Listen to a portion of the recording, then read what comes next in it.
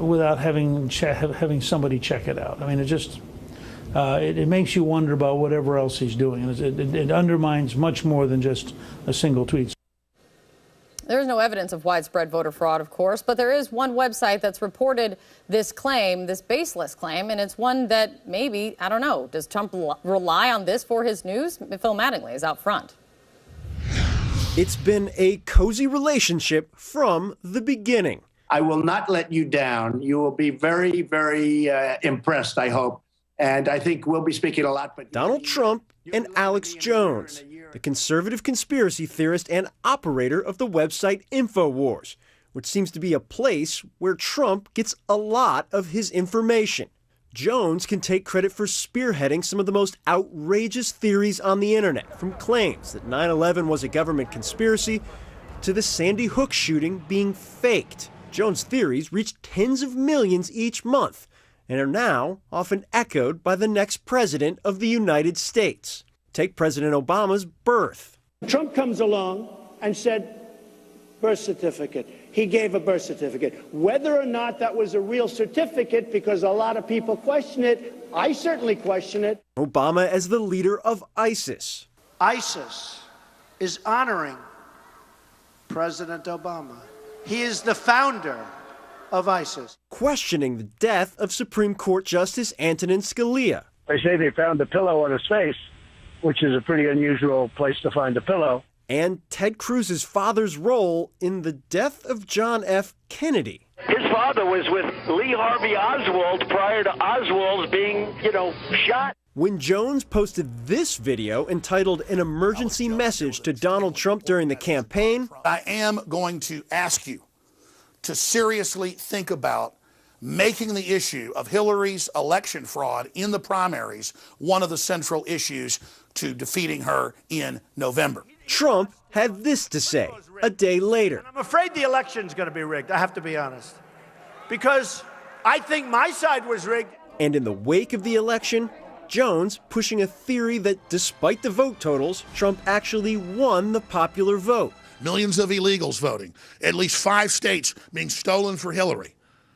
We're talking 5, 6, 7, 8 million people more voting for Trump, if you look at the evidence, in the popular vote than did. And Trump tweeting just 4 days later, quote, in addition to winning the Electoral College in a landslide, I won the popular vote if you deduct the millions of people who voted illegally. I'll tell you, it is surreal to talk about issues here on air and then word for word hear Trump say it 2 days later. It is amazing. And Kate, this isn't exactly an issue Trump advisors are thrilled to be talking about, but it is one that is particularly vexing to both Republicans and Democrats. Where exactly does the president-elect get his information? Most importantly, perhaps, where does he get his intelligence information? Now, it's worth noting, the vice president-elect, Mike Pence, is being called a voracious consumer of intelligence, regular briefings, trying to get his head around the new capabilities that he and the president-elect are going to be responsible for. The president-elect, not so much. He has not been a regular attendee or recipient of those briefings. Now, his advisors make clear he has lots of avenues to get information, and he pursues all of them. But when it comes to those briefings itself, those same advisors say, keep an eye open. Those should increase in the days ahead. That included this morning, the president-elect and the vice president-elect sitting down for the presidential daily brief, the official intelligence briefing with top intelligence officials for the 3rd time since the president-elect was elected. Expect to see that more and more in the days ahead before he is sworn in. Kate? Absolutely fascinating. Great to see you, Phil. Thank you so much. Out front for me now, Paris Denard. He worked in the George W. Bush White House, and Maria Cardona, a Democratic strategist. Great to see you both. Hey, Hey there. Paris, does it matter to you that the president-elect, if the president-elect, when we're talking about this issue of widespread voter fraud, that he's not dealing in fact or evidence that anyone has been provided, that he's spreading inaccurate information? Well, I think what's important is that he is highlighting the fact that there is an issue that a lot of Americans see, and he is bringing attention to it. Whether or not we know what has gone on or whether we have gotten all of the information is irrelevant. We don't know what Mr. Trump, the president-elect, or his team knows, or what secretaries of state have told him, or anything of that nature. So I think it's false to say that we don't have any direct evidence of these claims. We don't have all the information that he has, well, and that's the privy of being the president-elect. When reporters asked directly to his top aides, where is the evidence of voter fraud, they've cited studies, and one of the studies I actually spoke with the primary author of today, and he said that there was no findings of any kind of voter fraud, especially widespread voter fraud, that they were misinterpreting his study. Well, I think that anybody who knows anything about elections to say that there's no evidence of any voter fraud in the United States of America. Widespread voter fraud, widespread serious voter fraud, millions of people voting illegally.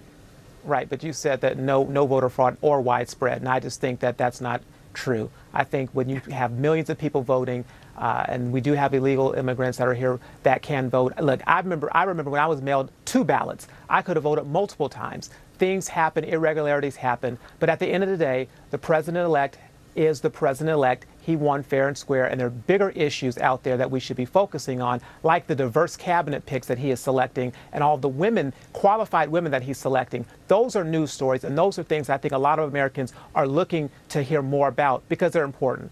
Paris, and I'm sure you were watching this show, we have talked about that tonight, actually, so I'm glad that you saw that talked about tonight, the diverse cabinet that Donald Trump is building. So thank you for highlighting what we've talked about in the show. Maria, you heard Newt Gingrich say it was a big mistake to tweet about voter fraud. He said it undermines much more than just a tweet. Is Newt Gingrich now your new best friend?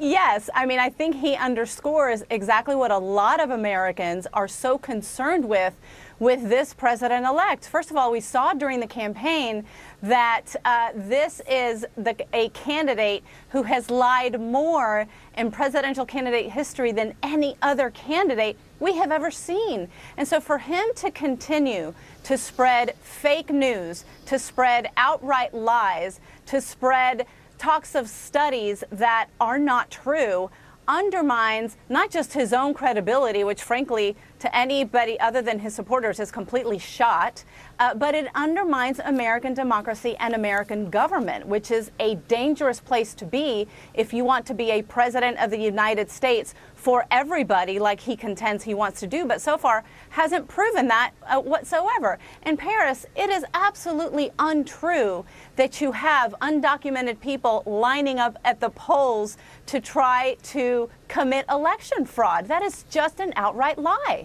Guys, hold on just 1 second. We're getting a picture in, I'm told, from the control room, a picture of inside the restaurant where Donald Trump and Mitt Romney are sitting down for their highly anticipated dinner tonight. You see at the table, Donald Trump, Mitt Romney, told that's right, Priebus, who has his back to the camera, sitting down at the Jean-Georges restaurant here in New York City, tonight.